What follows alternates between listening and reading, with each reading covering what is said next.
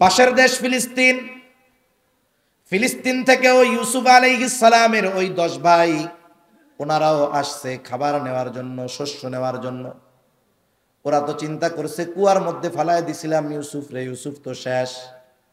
তারা যদিও চিনতে পারে নাই, ইউসুফ আলাইহিস সালাম তাদেরকে চিনে ফেলছে।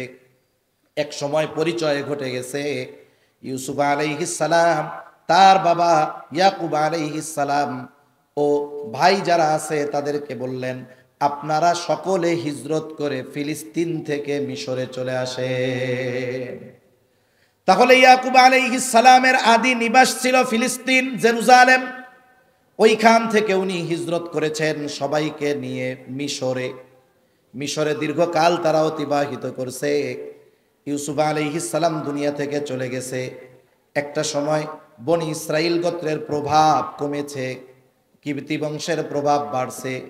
জালেম রামসিস ফেরাউন ক্ষমতায় আসছে। জালেম বনি ইসরাইলদের উপরে জুলুম করেছে। আল্লাহ তাআলা বনি ইসরাইলদেরকে এই জালেমের জুলুম থেকে নিষ্কৃতি দেওয়ার। ইউসুফ আলাইহিস সালামের ঘটনা আপনাদের সবার কম বেশি জানা আছে, হয়তো শুনছেন। ইউসুফ আলাইহিস সালামকে ভাইরা মাইরা ফেলতে চাইছে।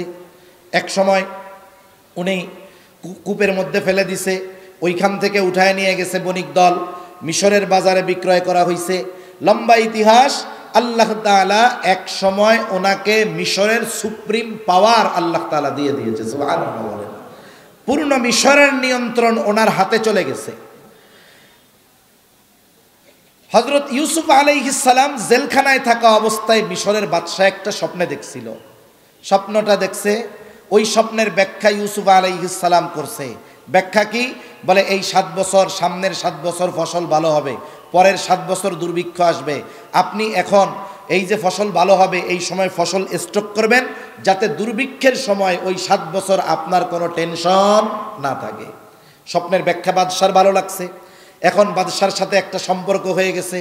তিনি ইউসুফ আলাইহিস সালাম নিজের থেকে বলেছেন, আমাকে যদি এই দায়িত্ব দেওয়া হয় তাহলে এটা আমি যথাযথভাবে ব্যবস্থাপনা করতে পারবো। বাদশাহ এবার জেলখানা থেকে বের করে খাদ্যমন্ত্রীর দায়িত্ব দিয়ে দিয়েছে। এই যথাযথভাবে ব্যবস্থাপনা উনি গ্রহণ করছেন। একটা সময় মিশরে এত পরিমাণ খাদ্য সংরক্ষণ করা হয়েছে যে মিশরের মানুষ নিজেদের চাহিদা পূরণ করার পরেও আশেপাশের যত দেশ আছে সবার প্রয়োজন মেটানোর জন্য তারা খাদ্যশস্য দিতে পারছে।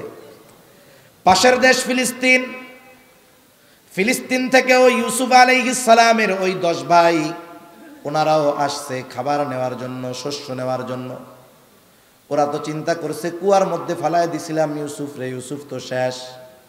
তারা যদিও চিনতে পারে নাই, ইউসুফ আলাইহিস সালাম তাদেরকে চিনে ফেলছে। এক সময় পরিচয় ঘটে গেছে। ইউসুফ আলাইহিস সালাম, তার বাবা ইয়াকুব আলাইহিস সালাম ও ভাই যারা আছে তাদেরকে বললেন, আপনারা সকলে হিজরত করে ফিলিস্তিন থেকে মিশরে চলে আসেন। তাহলে ইয়াকুব আলাইহিস সালামের আদি নিবাস ছিল ফিলিস্তিন, জেরুজালেম। ওইখান থেকে উনি হিজরত করেছেন সবাইকে নিয়ে মিশরে। মিশরে দীর্ঘকাল তারা অতিবাহিত করছে। ইউসুফ আলাইহিস সালাম দুনিয়া থেকে চলে গেছে। একটা সময় বনি ইসরাইল গোত্রের প্রভাব কমেছে, কিবতি বংশের প্রভাব বাড়ছে। জালেম রামসিস ফেরাউন ক্ষমতায় আসছে। জালেম বনি ইসরাইলদের উপরে জুলুম করেছে। আল্লাহ তাআলা বনি ইসরাইলদেরকে এই জালেমের জুলুম থেকে নিষ্কৃতি দেওয়ার জন্যই মূলত ওই ফেরাউনের নিষেধাজ্ঞার মধ্যেও আল্লাহ তাআলা মূসা আলাইহিস সালামকে দুনিয়ায় পাঠায়া দিয়েছে। মূসা আলাইহিস সালাতু ওয়াস সালাম লম্বা ইতিহাস, নবুয়ত পাওয়ার পর ফেরাউনকে এসে আল্লাহ তাআলার প্রতি ঈমান আনার দাওয়াত দিল। কিন্তু ফেরাউনের অবস্থা কি? মূসা আলাইহিস সালামের কথার পর ঈমান আনা তো বহুদূর, বরং মূসা আলাইহিস সালামের উপরে ফেরাউন আরো কঠোর হয়েছে। হেদায়েতের মালিক হলেন আল্লাহ। হেদায়েতের মালিক কে? জোরে বলেন তো, বলেন কে? হেদায়েতের মালিক আল্লাহ। কিন্তু মানুষের কিছু আচার আচরণ দেখে বোঝা যায় ওর নসিবে হেদায়াত আছে না নাই। আলামত আছে না প্রত্যেকটা জিনিসের? আলামত কি? মনে করেন এক লোক সুদ খায়। কি খায়? সুদখোর আসেনি আপনাদের এদিকে? আচ্ছা, সুদখোর এটা মাটি খুঁড়লেও পাওয়া যাবে। আপনি মাটি খুঁইটা কেউসা না পাইতে পারেন, কেঁচো চিনেন, কেঁচো, এইটা না পাইতে পারেন, আমার মনে হয় সুদখোর পাবেন। এখন সুদ খায় একজন, আরেকজন ইমাম সাহেব অথবা আলেম তাকে খুব বুঝায়া বললেন, ভাই সুদ খাওয়া এটা জঘন্য এক কবিরা গুনাহ, এত জঘন্য গুনাহ, আপনি এই গুনাহটা ছাইড়া দেন। সেই লোকটা, সে যদি নসিবে হেদায়েত থাকে, আলামত কি, তাকে যখন কোরআন হাদিস দিয়ে বোঝায়া বলবে যে এটা গুনার কাজ, ও ছাড়ুক আর না ছাড়ুক, কিন্তু কোরআন হাদিসের রেফারেন্স দিলে কমপক্ষে ও নমনীয়তা প্রদর্শন করবে, বলবে যে ঠিক আছে ভাই, গুনার কাজ, পাপের কাজ ছেড়ে দেওয়ার চেষ্টা করব, দোয়া কইরেন যেন ছেড়ে দিতে পারি। কিন্তু বিপরীত কিছু মানুষ আছে, আপনি যখন তাকে গুনাহ থেকে বাঁচতে বলবেন, ও উল্টা আপনার উপরে আরো অ্যাকশনে যাবে। এরকম লোক সমাজে আছে না নাই? ওই ধরনের মানুষগুলাই দেখবেন মাঝে মধ্যে ওয়াজ মাহফিলের মধ্যে দাঁড়ায় যায়, একজন হুজুর কথা বলতেছে দাঁড়ায় যায়, একজন আলেম দ্বীনের কথা বলতেছে প্রতিবাদ করে।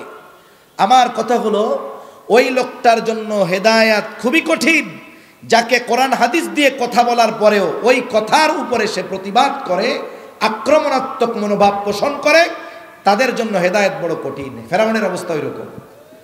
মূসা আলাইহিস সালাম রবের দাওয়াত দিচ্ছে, এক রবের দাওয়াত, আর ফেরাউন পাল্টা প্রশ্ন করে, ক্বালা ফামান রাব্বুকুমা ইয়া মূসা, হে মূসা তোমাদের দুইজনের রব সে আবার কে? কারণ ফেরাউনের দাবি হলো আনা রব্বুকুমুল আ'লা, আমি হইলাম বড় রব, আমার চেয়ে বড় রব আর কেউ নাই, তোমাদের দুইজনের রব আবার কে? এখন বলেন, মূসা আলাইহিস সালাম যখন ফেরাউনকে তাওহীদের দাওয়াত দিয়েছে, ফেরাউনের মধ্যে নমনীয়তা ছিল নাকি অহংকারের ভাব ছিল? কি ছিল বলেন? অহংকার প্রদর্শন সে করেছে। আল্লাহ রাব্বুল আলামিন ফেরাউনের এই আচার আচরণ পছন্দ হয় নাই। মূসা আলাইহিস সালামকে আল্লাহ তাআলা নির্দেশ দিলেন, নো পয়গম্বর মূসা, আপনি বনি ইসরাইলদেরকে নিয়ে মিশর ছেড়ে চলে যান। আল্লাহ তাআলা চাইলেন, এক নম্বর এই জালেম ফেরাউনের কবল থেকে বনি ইসরাইলদেরকে নিষ্কৃতি দিবেন। দুই নম্বর, ওই যে শত শত বছর আগে হযরত ইউসুফ আলাইহিস সালামের সময় বনি ইসরাইলেরা যখন জেরুজালেম থেকে ফিলিস্তিনে হিজরত করেছিল, তখন মিশরের অবস্থা খুব ভালো ছিল।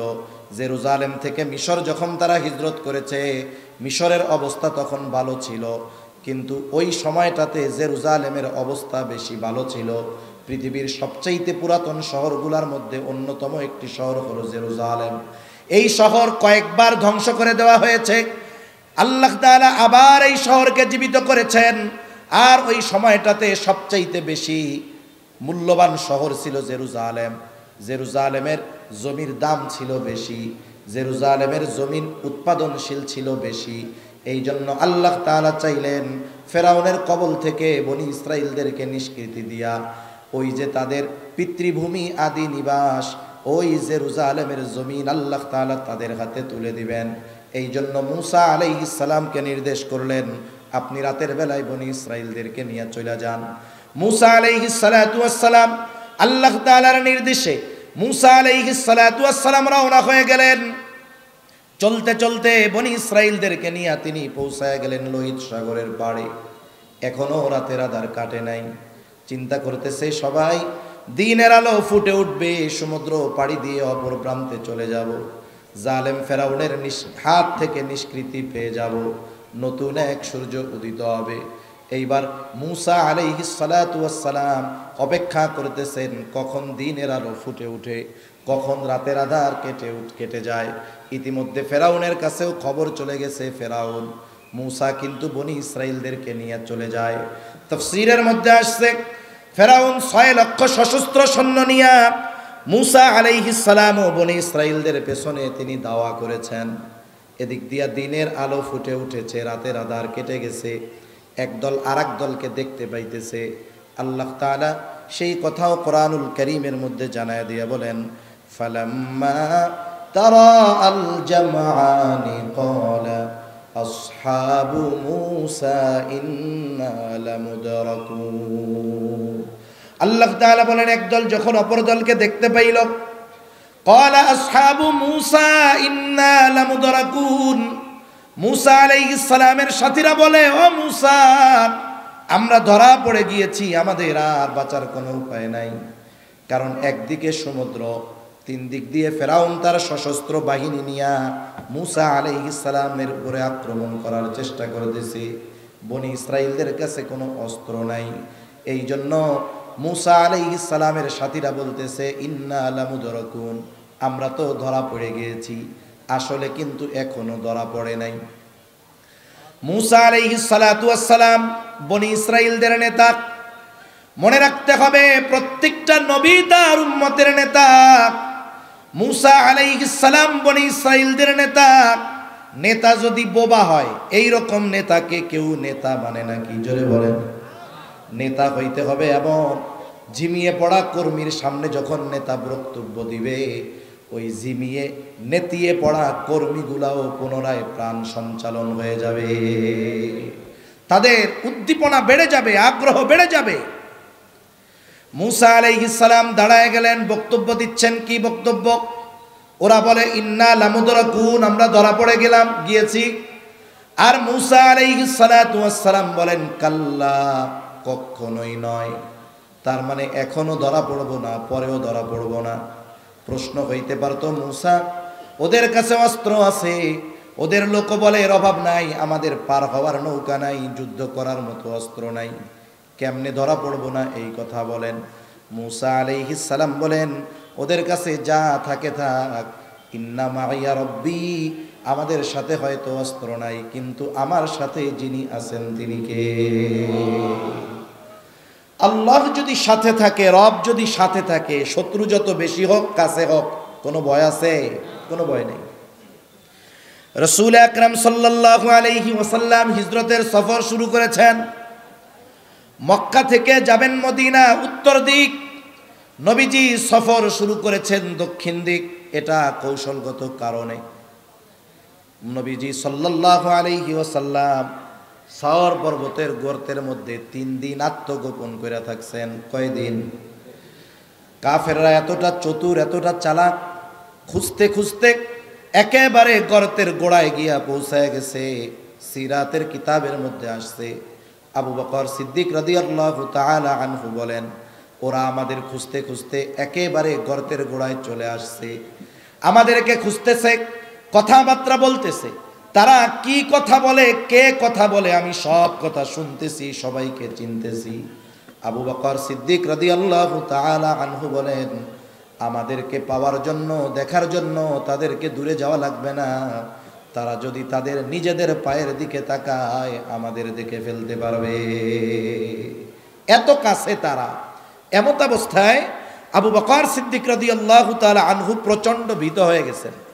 মানুষ যখন ভয় পায়, মানুষ যখন চিন্তিত থাকে, তার ভয় এবং তার চিন্তার ছাপ তার চেহারার মধ্যে দেখা যায় কি যায় না? আবু বকর তো নিজের জন্য চিন্তিত নয়, নিজের জীবনের জন্য ভীত নয়। আবু বকর তো নবীজির জন্য চিন্তিত। নবীজি সাল্লাল্লাহু আলাইহি ওয়াসাল্লাম আবু বকর সিদ্দিক রাদিয়াল্লাহু তাআলা আনহুর চেহারা দেখা বুঝা গেছে যে আবু বকর ভয় পাচ্ছে, ভীত। কি বলছে দুইজনে কথাবার্তা, দুনিয়ার কেউ না শুনলেও যিনি শুনেছেন তিনি কে? আল্লাহ তাআলা সূরা তাওবার মধ্যে সেই কথা বলেন, ইযহুমা ফিল গারি ইয ইয়াকুলু লিসাহিবিহি লা তাহজান ইন্নাল্লাহা মা'ানা। নবীজি আবু বকর সিদ্দিক রাদিয়াল্লাহু তাআলা আনহুকে বলতেছে, লা তাহজান, ও আবু বকর ভয় পেও না, চিন্তিত হয়ো না। শত্রু যত কাছে হোক না কেন, এই গুহার মধ্যে তুমি আর আমি দুইজন নয়, তোমার আমার সাথে যিনি আছেন তিনি কে? আরে আল্লাহর নাম জোরে কইলে কি খিদা লাগবে নাকি বেশি? জোরে বলেন, আমাদের সাথে আছে কে? মূসা আলাইহিস সালাম বলেন, ইন্না মাইয়া রব্বি, আমার সাথে আছে কে? তাইলে ফেরাউনের বাহিনী যত বড় হোক, অস্ত্র যত বেশি হোক, ওর সাথে তো রব নাই, আমাদের সাথে রব আছে। রব কি করবে? বলে সায়াহদিন, এখনই পথ দেখায়া দিবে। আল্লাহ তাআলা পথ দেখায়া দিলেন। আল্লাহ রাব্বুল আলামিন বলেন ফাআওহাইনা ইলা মূসা আন ইদরিব বিআসাকাল বাহর ফানফালাকা ফাকানা কুল্লু ফিরকিন কাত-তাউদিল আযীম। আল্লাহ তাআলা বলেন আমি মূসা আলাইহিস সালামের কাছে প্রত্যাদেশ প্রেরণ করলাম, ওহী পাঠাইলাম। আনিদ্রিব বিআসাকাল বাহর, লাঠি দিয়ে সাগরের উপরে আপনি আঘাত করেন। মূসা আলাইহিস সালাম কারণ জানতে চান নাই, আল্লাহ আদেশ করছে, সাথে সাথে সাগরে বাড়ি মারছে। সুবহানাল্লাহ বলেন। এইবার সাগরটা দুই ভাগে বিভক্ত হয়ে গেছে, ফেটে গেছে। এভাবে ফেটে ফানফালাকা ফাকানা কুল্লু ফিরকিন কাত-তাউদিল আযীম, দুই ভাগ দুই দিকে উঁচু হয়ে পাহাড় সাদৃশ্য উঁচু দেয়ালের মতো হয়ে গেছে। মধ্যে দিয়া ফাঁকা রাস্তা, সমুদ্রের তলদেশ দিয়া রাস্তা। হায়রে, আমরা এখন টানেল দেখে অবাক হয়ে যাই, সমুদ্রের তলদেশ দিয়ে সাবমেরিন কেবল দেখে অবাক হয়ে যাই, টানেল দেখে অবাক হতবাক হয়ে যাই। সেই পঞ্চগড় থেকেও চট্টগ্রাম টানেল দেখতে যায়। হায়রে, আমরা তো টানেল দেখতেছি এখন, আর আল্লাহ তাআলা বনি ইসরাইলদেরকে 5000 বছর আগে আল্লাহ তাআলা সমুদ্রের তলদেশ দিয়া রাস্তা দেখায় দিয়েছে। হয়ে গেছে বনি ইসরাইলের 12টা গোত্র, 12টা শাখা, 12 রাস্তা। আল্লাহ তাআলা কোরআনুল কারীমের মধ্যে বলেন ওয়াজাওয়াজনা বিবানি ইসরাঈলাল বাহরা ফাআতবাআহুম ফিরআউনু বিজুনুদিহি বাগয়ান ওয়া আদওয়া। আল্লাহ তাআলা বলেন আমি বনি ইসরাইলদেরকে সমুদ্র পার করায়া দিলাম। এইবার ফেরাউন তার বাহিনী সৈন্য সামন্ত নিয়ে চলে আসছে রাস্তার গোড়ায়, অহংকার প্রদর্শন করে বনি ইসরাইলদেরকে সমূলে নির্মূল করার উদ্দেশ্যে কি করলো? আল্লাহ তাআলা বলেন ফাআতবাআহুম ফিরআউনু বিজুনুদিহি বাগয়ান ওয়া আদওয়া। ফেরাউন তার সৈন্য সামন্ত সহ অহংকারের বশীভূত হয়ে তাদের অনুসরণ করা শুরু করলো। আল্লাহ তাআলা এবার কি করলেন? বনি ইসরাইলেরা সাগর পার হয়ে চলে গেছে। এইবার রাস্তা যাদের জন্য বানানো হলো তাদের ব্যবহার যখন শেষ, বলেন তো রাস্তার আর দরকার আছে নাকি? আল্লাহ তাআলা বললেন সাগর, ও সমুদ্র, রাস্তার আর দরকার নাই, তুমি আগের অবস্থায় ফিরে যাও। কারণ আল্লাহ তাআলা হলেন এক মহান সত্তা। আল্লাহ তাআলা যখন যেটা চান, যখন ইচ্ছা করেন, শুধু বলেন হও, তৎক্ষণাৎ সেটা হয়ে যায়। আল্লাহ তাআলা বলেন ইন্নামা আমরুহু ইযা আরাদা শাইআন আই ইয়াকুলা লাহু কুন ফায়াকুন। আল্লাহ তাআলা যখন কিছু করতে চান শুধু বলেন হও, ফায়াকুন, তৎক্ষণাৎ সেটা হয়ে যায়। সুবহানাল্লাহ বলে। এইবার দুই দিকের পানি একসাথে ফেরাউন আর তার সৈন্য সামন্তর উপরে পড়ছে। ওরা মাছ দরিয়ায়, একটাও নিচের থেকে উপরে আসতে পারে নাই। আল্লাহ তাআলা ফেরাউনকে তো এমনি ছেড়ে দিবেন না। জিবরাইল আলাইহিস সালাম সমুদ্রের তলদেশ থেকে এক টান দিয়া উপরে নিয়ে আসছে। এইবার হাবুডুবু সুবুনি শুরু হয়ে গেছে। যখন সাইজ হয়, এইবার ফেরাউন বুঝতে পারছে আমার খোদাইগিরি শেষ, বাঁচতে হইলে এই চাকরি ছাড়তে হবে, ঠিক কিনা গণ? এইবার যেই ব্যক্তি রবকে চিনত না, জিজ্ঞাসা করছিল ক্বালা ফামান রব্বুকুমা ইয়া মূসা, হায়রে তোমার রব কে? তোমাদের দুইজনের রব সে আবার কে? দুনিয়ায় অনেক নাস্তিক দেখেছি, তাদের কথা শুনেছি, ওরা নাকি আল্লাহরে চিনে না, কিন্তু যখন বিপদে পড়ে তখন আল্লাহরেই বেশি ডাকে। ফেরাউন বুঝতে পারছে কাজ আর হবে না। এইবার রব ঠিকই চিনা গেছে, বিপদে পড়লে চিনি না আমরা অনেক কিছু, চিনি তো। এইবার ফেরাউন আল্লাহ তাআলার কাছে বলতেছে, আল্লাহ তাআলা বলেন হাত্তা ইযা আদরাকাহুল গরাক ক্বালা আমানতু আন্নাহু লা ইলাহা ইল্লাল্লাযী আমানাত বিহি বানু ইসরাঈলা ওয়া আনা মিনাল মুসলিমিন। ফেরাউন বলতেছে আমি ঈমান আনলাম যে আল্লাহ ছাড়া কোনো ইলাহ নাই। বনি ইসরাইলেরা যার উপরে ঈমান এনেছে আমিও তার উপরে ঈমান আনলাম। ওয়া আনা মিনাল মুসলিমিন, আমি তো মুসলমানদেরই একজন। কিন্তু আল্লাহ তাআলা ফেরাউনের এই ঘোষণার পরেও কিন্তু তার ঈমান কবুল করেন নাই। কেন করেন নাই? কারণ হলো প্রত্যেকটা মানুষের ঈমান তাওবা কবুল হওয়ার একটা নির্দিষ্ট লিমিট আছে, সময় আছে। একটা হলো ইউনিভার্সাল টাইম। হাদিসের মধ্যে আসছে, যতদিন পর্যন্ত পশ্চিম দিক দিয়ে সূর্য উঠবে না ততদিন পর্যন্ত তাওবার দরজা খোলা রাখছেন কে? এটা হলো সবার জন্য টাইম, কিন্তু প্রত্যেক ব্যক্তির জন্য পার্সোনাল টাইম আছে। আমার তওবা, আপনার তওবা, আমার ঈমান, আপনার ঈমান, কাফেরের ঈমান কতক্ষণ পর্যন্ত কবুল হবে নবীজি সে কথাও জানায় দেন। নবীজি বলেন, ইন্নাল্লাহা ইয়াকবালু তাওবাতাল আবদি হাত্তা মা লাম ইউগারগির।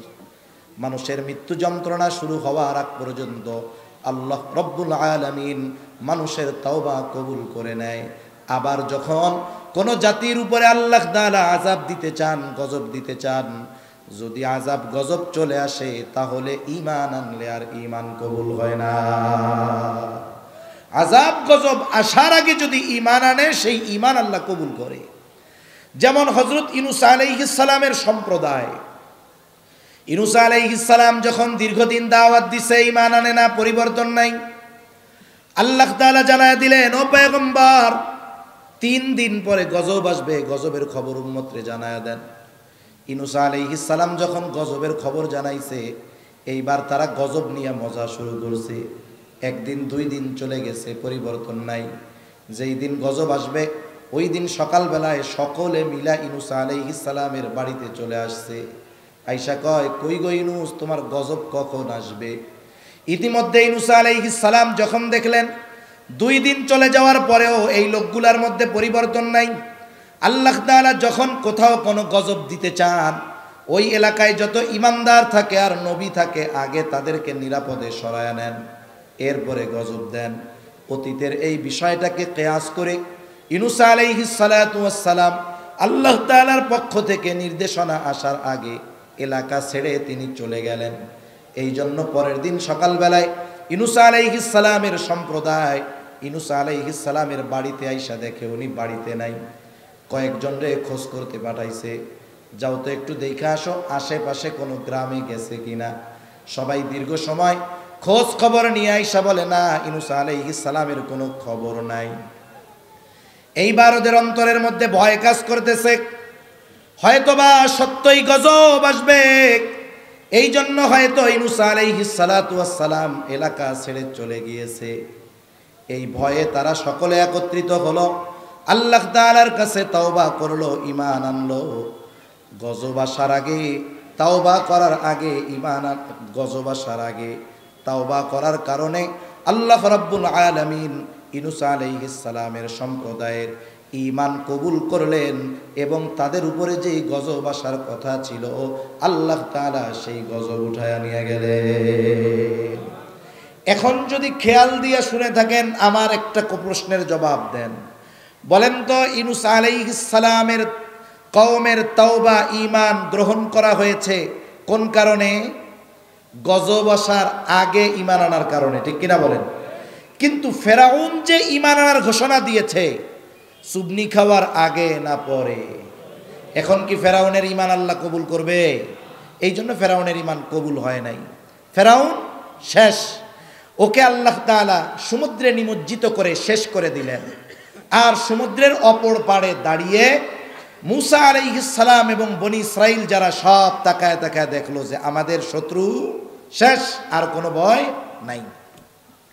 তাহলে প্রথম বিষয় যে আল্লাহ তাআলা বনি ইসরাইলদেরকে ফেরাউনের কবল থেকে নিষ্কৃতি দিবেন, এটা হইল। এবার দ্বিতীয় উদ্দেশ্য কি ছিল? দ্বিতীয় উদ্দেশ্য ছিল যে আল্লাহ তাআলা বনি ইসরাইলদেরকে জেরুজালেমের কর্তৃত্ব প্রদান করবেন। বনি ইসরাইল ছিল, ওই জেরুজালেম ছিল দুনিয়ার সবচাইতে দামি ভূমি, ওই সময় সবচাইতে দামি শহর ওই জেরুজালেম। ওই জেরুজালেম তখন শাসন করত জেরুজালেমে আমালিকা গোত্র। এরা অনেক শক্তিশালী এবং সুঠাম দেহী ছিল। মূসা আলাইহিস সালাতু ওয়াস সালাম বনি ইসরাইলের 12 গোত্র থেকে 12 জন প্রতিনিধি জেরুজালেম পাঠায় দিয়েছেন।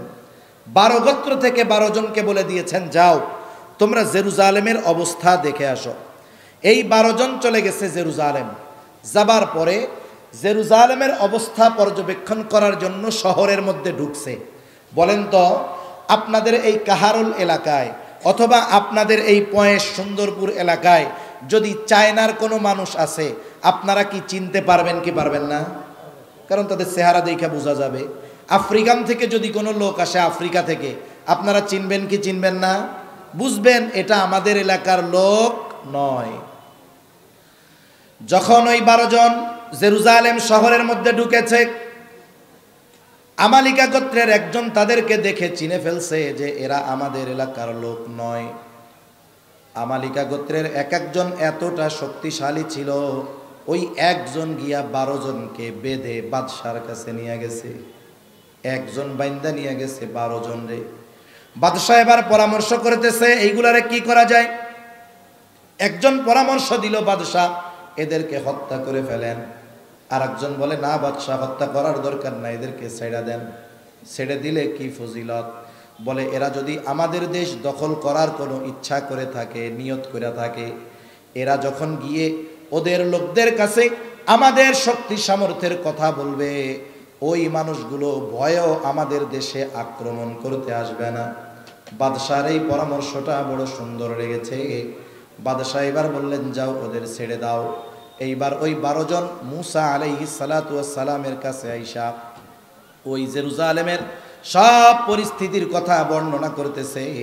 মুসা আলাইহিস সালাম বললেন শোনো, তোমরা তোমাদের গোত্রের কাছে গিয়া জেরুজালেমের সব ফজিলতের কথা বলবা, কিন্তু ওই মানুষগুলো এত শক্তিশালী এই কথাটা বলার দরকার নাই, তাহলে বনি ইসরাইলেরা ওদের সাথে যুদ্ধ করতে রাজি হবে না। আমাদের অভ্যাস কি, আমার আপনার কাছে কেউ যদি কোনো কথা বলার পরে বলে হুজুর এই কথা শুধু আপনাকে বললাম, আপনি আর কাউরে বললেন না, তাইলে অবস্থা কি হয়? আমি যতক্ষণ আর একজনের কাছে না কই আমার ভালো লাগে না। এই রোগ আমাদের সবার মধ্যে কম বেশি আছে না নাই? মানা করলে ওইটা না কইলে আর ভালো লাগে না। এখন মুসা আলাইহিস সালাম মানা করছে যে বইল না। 2 জন ছাড়া বাকি 10 জন তাদের গোত্রের কাছে গিয়া বলে মুসা আমাদের কোন জায়গা নিতে চায় জানো?